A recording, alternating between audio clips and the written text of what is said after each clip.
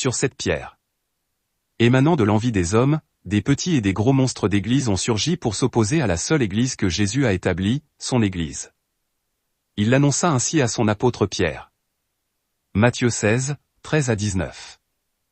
Jésus, étant arrivé dans le territoire de Césarée de Philippe, demanda à ses disciples, « Qui dit-on que je suis, moi, le Fils de l'homme » Ils répondirent, « Les uns disent que tu es Jean-Baptiste, les autres, Élie, les autres, Jérémie, ou l'un des prophètes.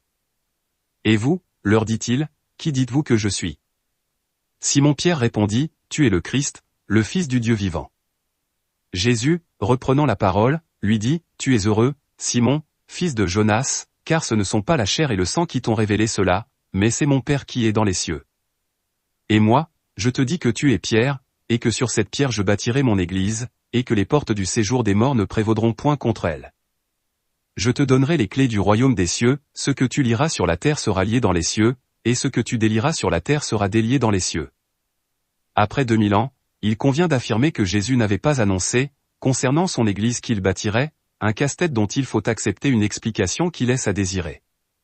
Lire en gras et en grand caractère. Tu es le Christ, le Fils du Dieu vivant. C'est une confession que Pierre a faite. Assistance linguistique de l'intelligence artificielle de Google. En français, une confession est principalement un aveu de ses fautes ou péchés à un prêtre pour en obtenir le pardon, sacrement, mais aussi une déclaration publique d'une croyance religieuse ou un aveu sincère d'un secret. Le terme désigne l'action de se confier, de révéler quelque chose de personnel, ou l'appartenance à une religion, exemple, confession orthodoxe.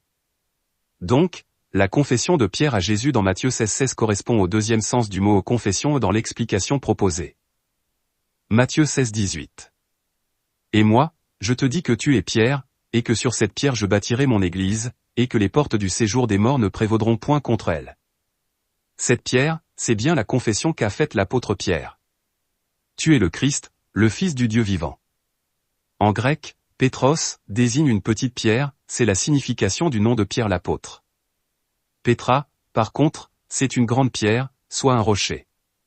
Le jeu de mots, c'est entre une petite pierre avec une majuscule et une grande pierre sans majuscule, pas entre le nom propre de l'apôtre et le nom commun utilisé dans l'expression « sur cette pierre je bâtirai mon église », comme si le nom propre et le nom commun étaient dérivés du même mot original, comme la traduction en français peut le suggérer. Cette pierre est un rocher et il se rapporte à Jésus lui-même, désigné comme « pierre angulaire » dans la Bible, Matthieu 21, 42. Une pierre angulaire est un élément fondamental, au sens figuré, et au sens propre, c'est ce sur quoi repose l'Église de Jésus en tant que bâtiment, plus précisément, un temple. Mais ces mots se rapportent à une réalité spirituelle. En effet, Jésus n'a pas coulé de béton pour bâtir son Église, mais son sang plutôt a coulé. Il mourut, fut enseveli, et après 3 jours dans le tombeau, il fut ressuscité, et par la suite s'érigea son Église. Elle fut fondée sur le sacrifice de sa vie pour racheter les hommes de l'esclavage du péché, donc les délivrer, par le biais de leur foi en lui, du péché qui mène à la mort, voir Jean 8, 34 à 36, Romains 6, 23 et Jacques 1, 13 à 15. Jésus bâtit donc un temple fait d'âmes humaines rachetées, c'est une assemblée. Le mot « congrégation » convient également. Comparer. 1 Pierre 2, 9, 10. Vous, au contraire, vous êtes une race élue, un sacerdoce royal, une nation sainte, un peuple acquis, afin que vous annonciez les vertus de celui qui vous a appelé des ténèbres à son admirable lumière, vous qui autrefois n'étiez pas un peuple, et qui maintenant êtes le peuple de Dieu, vous qui n'aviez pas obtenu miséricorde, et qui maintenant avez obtenu miséricorde. L'Église de Jésus vint donc à exister, et au fur et à mesure, des amis ont été ajoutés. Actes 2, 41 et 47. 41 Ceux qui acceptèrent sa parole furent baptisés, et, en ce jour-là, le nombre des disciples s'augmenta d'environ 3000 âmes. 47. Et le Seigneur ajoutait chaque jour à l'Église ceux qui étaient sauvés. C'est seulement par une opération de Dieu qu'on peut être sauvé et ajouté à l'Église de Jésus. On ne peut pas aller voir une personne qui, elle, ferait des arrangements pour qu'on soit sauvé et ajouté à l'Église de Jésus. Ce serait emprunter la voie des hommes et le résultat ne peut être qu'autre que ce dont il est question dans la Bible. L'association de Jésus à un rocher, ou son identification avec ce dernier, date au moins du temps où Moïse conduisait les Israélites dans le désert. 1 Corinthiens 10, 1 à 4. Frères, je ne veux pas que vous ignoriez que nos pères ont tous été sous la nuée, qu'ils ont tous passé au travers de la mer, qu'ils ont tous été baptisés en Moïse dans la nuée et dans la mer, qu'ils ont tous mangé le même aliment spirituel, et qu'ils ont tous bu le même breuvage spirituel, car ils buvaient à un rocher spirituel qui les suivait, et ce rocher était Christ. Considérez aussi cette parole de Jésus parlant de lui-même. Matthieu 21, 42 à 44. Jésus leur dit, « N'avez-vous jamais lu dans les Écritures, la pierre qu'ont rejetée ceux qui bâtissaient est devenue la principale de l'angle, c'est du Seigneur que cela est venu, et c'est un prodige à nos yeux.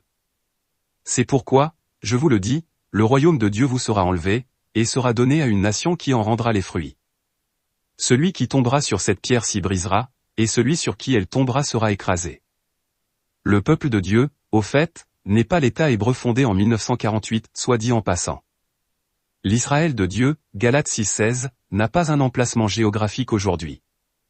Elle est là où se trouve toute personne qui aurait été ajoutée à l'Église de Jésus, ne serait-ce qu'une personne dans l'État du Moyen-Orient qui se nomme Israël, 10 à Rome, ou un autre nombre ailleurs. La prédication de l'Évangile a pour but de faire intégrer l'Israël de Dieu quiconque reçoit le message prêché et y répond. Une phrase synonyme est la suivante, la prédication de l'Évangile a pour but que soit ajouté à l'Église de Jésus quiconque reçoit le message prêché et y répond. Une deuxième, la prédication de l'Évangile a pour but qu'obtienne le salut en Jésus-Christ, c'est-à-dire, que soit sauvé, quiconque reçoit le message prêché et y répond. Autre passage se rapportant à l'Église que Jésus a bâtie et à qui en fait partie. 1 Pierre 2, 4 à 6. Approchez-vous de lui, pierre vivante, rejetée par les hommes, mais choisie et précieuse devant Dieu, et vous-même, comme des pierres vivantes, édifiez-vous pour former une maison spirituelle, un saint sacerdoce, afin d'offrir des victimes spirituelles, agréables à Dieu par Jésus-Christ. Car il est dit dans l'Écriture, « Voici, je mets en Sion une pierre angulaire, choisie, précieuse, et celui qui croit en elle ne sera point confus. » Éphésiens 2, 19 à 22. Ainsi, vous n'êtes plus ni des étrangers, ni des gens de dehors, mais concitoyens des saints, et de la maison de Dieu, étant édifiés sur le fondement des apôtres et des prophètes, dont Jésus-Christ est la pierre angulaire, en qui tout l'édifice, bien coordonné, s'élève pour être un temple saint au Seigneur, en qui aussi vous êtes édifiés ensemble, pour être la maison de Dieu par l'Esprit. Et maintenant que l'Église de Jésus a été démystifiée du paysage labyrinthique qu'on peut collectivement appeler, les églises chrétiennes, notez ces deux concepts, comme point de départ de l'ignorance de ces choses. 1. Être sauvé ou ajouté à l'Église de Jésus. 2. Être un chrétien, ou une chrétienne, conformément à ce qu'a enseigné Jésus. Acte 17, 30-31. Dieu, sans tenir compte des temps d'ignorance, annonce maintenant à tous les hommes, en tout lieu, qu'ils ont à se repentir, parce qu'il a fixé un jour où il jugera le monde selon la justice, par l'homme qu'il a désigné, ce dont il a donné à tous une preuve certaine en le ressuscitant des morts. Il faudra s'enquérir de la repentance, car son enseignement ne se dissémine pas en dehors de l'Église de Jésus, c'est notre rapport. En outre, il est vital d'obéir au commandement de Dieu de se repentir. Une méprise à cause de la tromperie des hommes est autant inacceptable qu'impossible, quand on confesse la foi en Jésus, foi qui va de pair avec l'amour de la vérité. Luc 8, 16 à 18. Personne, après avoir allumé une lampe, ne la couvre d'un vase, ou ne la met sous un lit, mais il la met sur un chandelier, afin que ceux qui entrent voient la lumière. Car il n'est rien de caché qui ne doive être découvert, rien de secret qui ne doive être connu et mis au jour. Prenez donc garde à la manière dont vous écoutez, car on donnera à celui qui a, mais à celui qui n'a pas on ôtera même ce qu'il croit avoir. Jean 14, 6. Jésus lui dit, « Je suis le chemin, la vérité, et la vie. Nul ne vient au Père que par moi. » Jean 14, 15. Si vous m'aimez, gardez mes commandements. Luc 6, 46 à 49. Pourquoi m'appelez-vous Seigneur, Seigneur? Et ne faites-vous pas ce que je dis? Je vous montrerai à qui est semblable tout homme qui vient à moi, entend mes paroles, et les met en pratique. Il est semblable à un homme qui, bâtissant une maison, a creusé profondément, et a posé le fondement sur le roc. Une inondation est venue, et le torrent s'est jeté contre cette maison, sans pouvoir l'ébranler, parce qu'elle était bien bâtie. Mais celui qui entend, et ne met pas en pratique, est semblable à un homme qui a bâti une maison sur la terre, sans fondement. Le torrent s'est jeté contre elle, aussitôt elle est tombée, et la ruine de cette maison a été grande. Notez bien le parallèle entre Matthieu 16, 18 qui dit, « Et moi, je te dis que tu es Pierre, et que sur cette pierre je bâtirai mon église, et que les portes du séjour des morts ne prévaudront point contre elle, » et Luc 6, 48 qui dit, « Tout homme qui vient à moi, entend mes paroles, et les met en pratique, est semblable à un homme qui, bâtissant une maison, a creusé profondément, et a posé le fondement sur le roc. Une inondation est venue, et le torrent s'est jeté contre cette maison, sans pouvoir l'ébranler, parce qu'elle était bien bâtie. Acte 2, 37 à 41. Après avoir entendu ce discours, ils eurent le cœur vivement touché, et ils dirent à Pierre et aux autres apôtres, « Hommes frères, que ferons-nous » Pierre leur dit, « Repentez-vous, et que chacun de vous soit baptisé au nom de Jésus-Christ, pour le pardon de vos péchés, et vous recevrez le don du Saint-Esprit.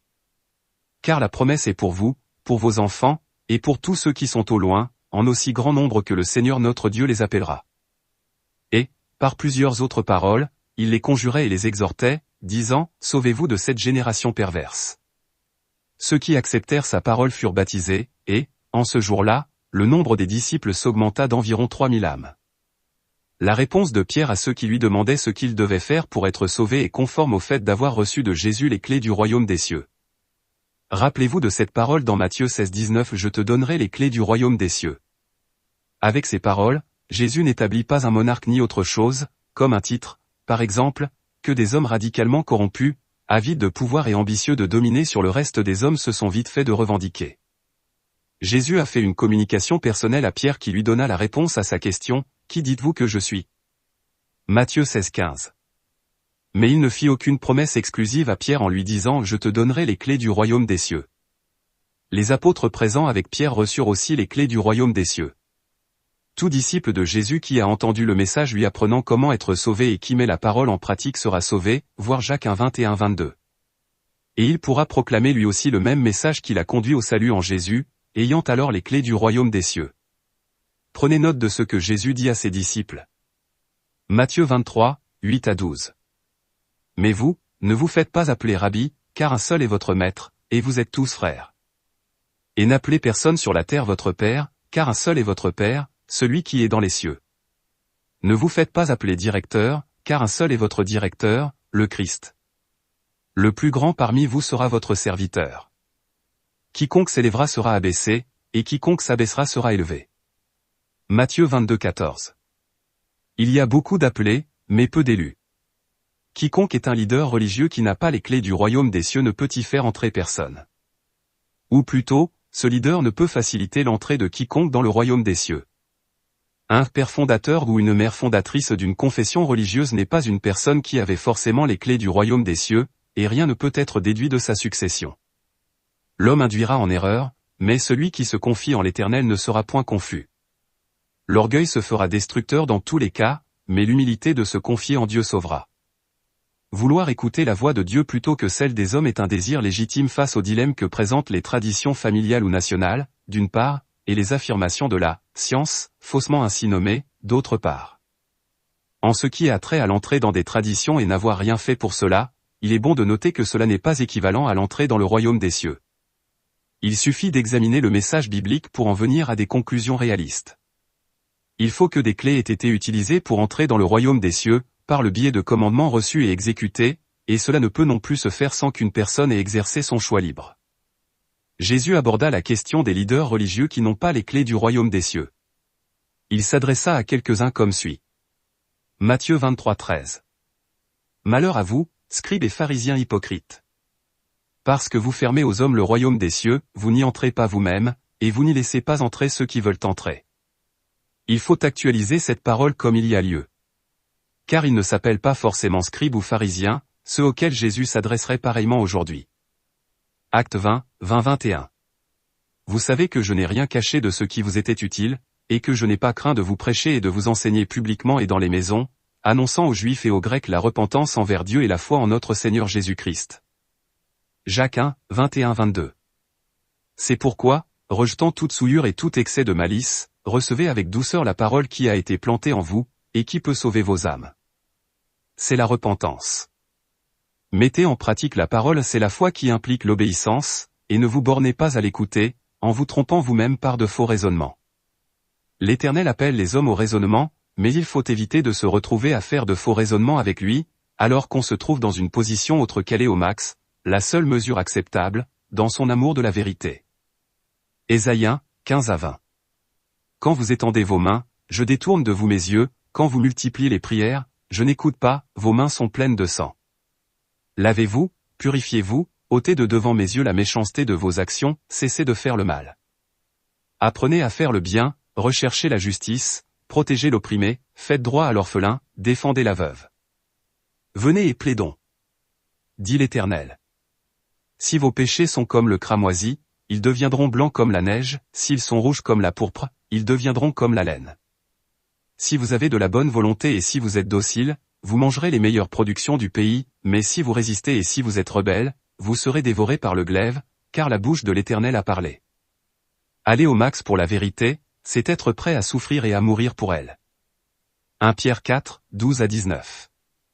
Bien-aimés, ne soyez pas surpris, comme d'une chose étrange qui vous arrive, de la fournaise qui est au milieu de vous pour vous éprouver.